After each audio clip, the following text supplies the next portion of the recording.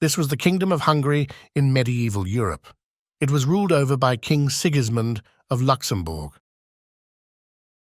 Transylvania was a region in the east of Hungary, and it was governed by the voivode Ladislaus Kjaki.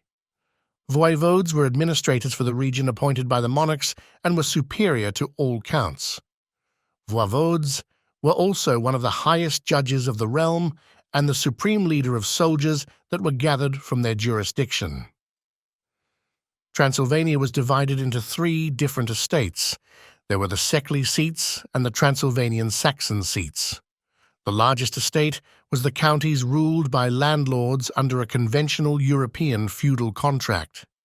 A seat was a Hungarian institution that granted local peoples autonomy within the realm in exchange for military contributions. The causes of the revolt.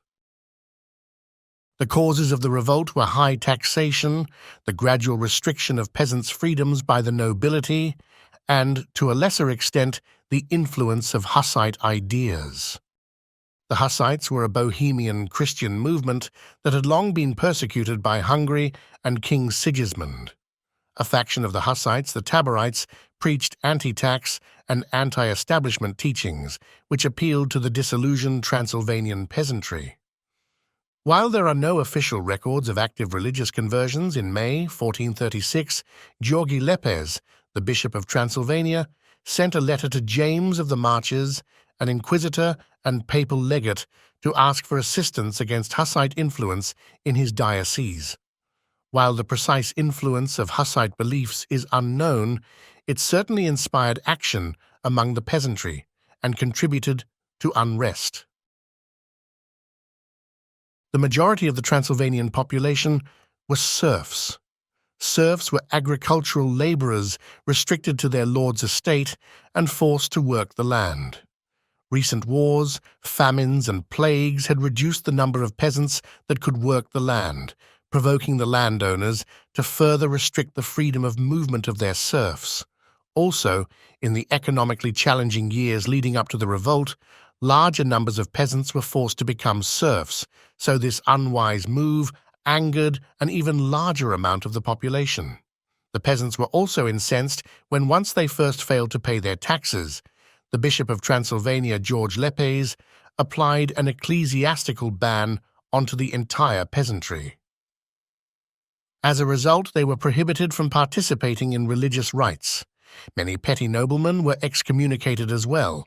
Due to the devoutly Christian society of medieval Europe, this was a cause of extreme resentment. Finally, almost 100 years earlier, in 1342, noblemen had been granted the power to administer justice on peasants living in their estates. Unsurprisingly, they often abused this power, and much of the peasantry had been victim to wrongful or corrupt persecution. All these events had already begun to raise the heat in the region when the nobility set their sights on taxation. This brings us to the final but most significant catalyst of the revolt. Manorial duties were increased. These were the taxes paid to a landowner who in exchange would maintain a mill and church. Landowners also increased rents. The chamber's profit tax, paid by each household to the treasury and can be thought of as the medieval equivalent to income tax, also shot up. The ecclesiastical tax was increased, and the number of peasants eligible for it was expanded. As if the rise in civil taxes wasn't enough, there was also a surge in war taxes. The neighboring Ottoman Empire invaded Transylvania almost every year from 1420, and the Transylvanian peasantry were forced to pay exorbitant war taxes on top of pre-existing ones. Also, peasants were often forced to clothe and feed the defending Hungarian armies at their own expense. With the crushing pressure of all these taxes piled on top of all the other restrictions, the temperature had now reached boiling point. In the face of Hussite religious wars in Bohemia and the costly campaigns against the Ottomans, King Sigismund decided to put lower-value coins into circulation. These coins were known as quartings because they had a quarter of the silver in the previous coins. The currency remained debased for 3 years. In this time, Bishop George Lepers did not collect the tithe, one of the main taxes, and when the coins of original value were reissued, he demanded the tithes of the past 3 years be paid in one sum with the higher value coins. When the peasantry refused to do so, Bishop Lepers enforced ecclesiastical bans onto the peasantry, and King Sigismund decreed that any who failed to pay the taxes would be fined 12 gold florins. The people had had enough. All this compounded to strip people of their livelihoods and condemn many to suffering and starvation.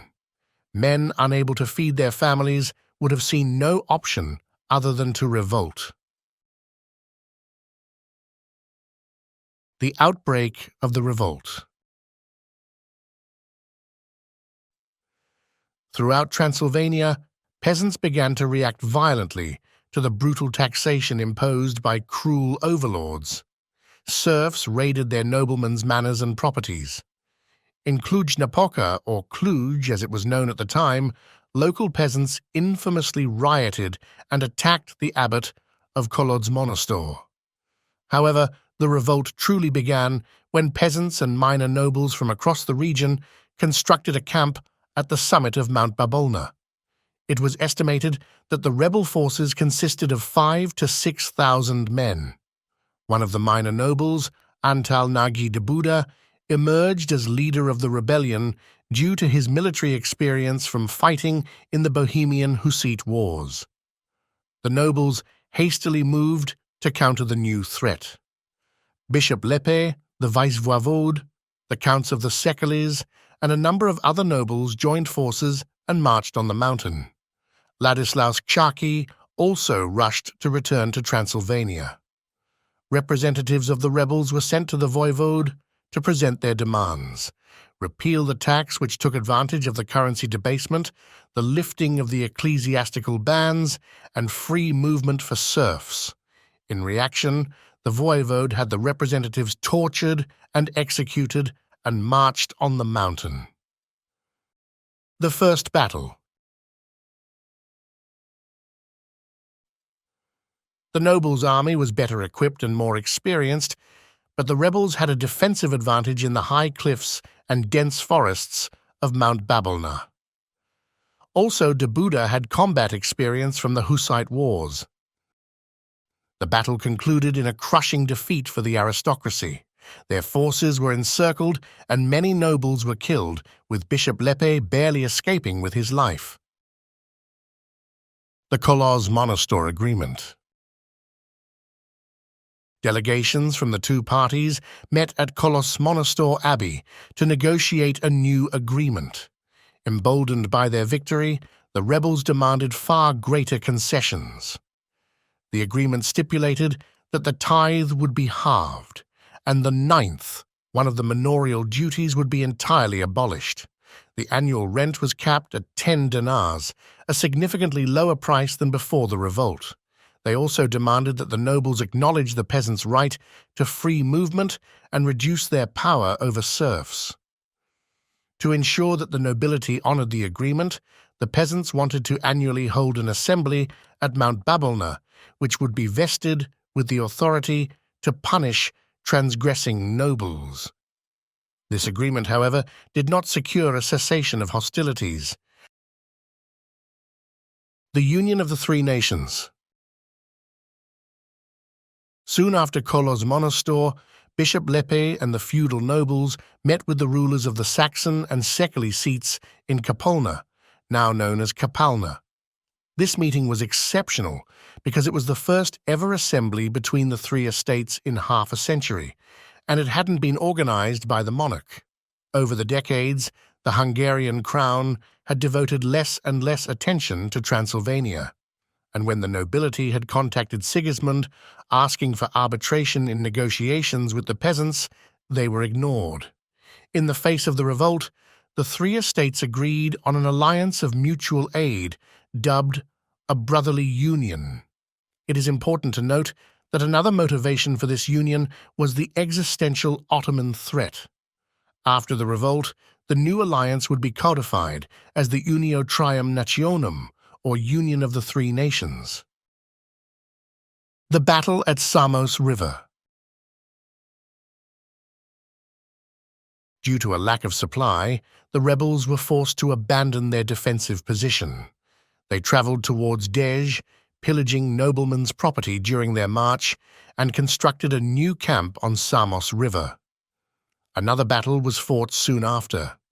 While neither side emerged victorious, the voivode of Transylvania Ladislaus Chaki shockingly died during the battle. Though at first glance this would appear to be a great achievement, it had little effect on the rebels' fortunes. Chaki was swiftly replaced by Desiderius Lasonchi, and hostilities continued. The second agreement. Yet again, delegations met, now in Apatiu. The agreement reached here was less favorable to the peasants, probably because they knew that they would not be able to maintain armed resistance for long. This new agreement increased the rent cap from 10 to 12 dinars and ratified the nobles' right to dispense justice to their peasant subjects. The new treaty did not properly spell out what would happen to other contested taxes. It also said that the peasants would send a delegation to the king in order to seek his arbitration, a demand so ridiculous it was immediately obvious that it would never be carried out. The absence of detail or finality was a sign of things to come, that once again neither side would uphold the agreement. The rebels' defeat. Rightly fearing a potential attack by the nobles, the rebels marched towards Cluj through Feodeni, pillaging the noble estates and executing many nobles. The peasants entered Kolozvar without resistance because they were assisted by poorer Kolozvar burghers, the merchant class, who had also been beset by higher taxation. Making use of the recently formed union, the new voivode had requested reinforcements be sent from the Saxon seats to replace soldiers killed in previous battles. Led by the new voivode, they laid siege to Cluj, starving the rebels and forcing them to surrender.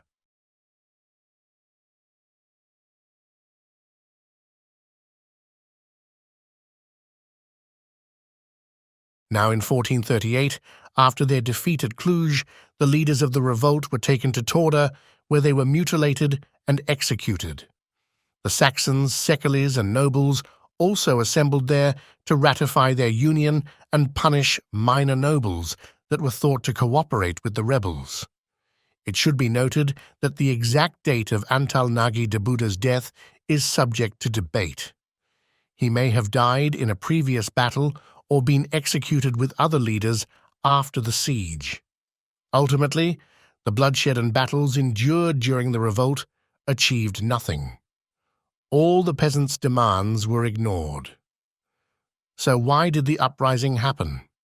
In the 21st century, we often attribute revolutions to a deep-seated desire for social justice and equality, but in the impoverished, uneducated, and oppressive culture of medieval Europe, this revolt was motivated by the even more fundamental desire for peasants to be able to feed themselves and their families. The Transylvanian Peasant Revolt, like most popular revolts of the medieval age, was brutally crushed, but the memory of the people rising up against tyrannical rulers would not be quickly forgotten.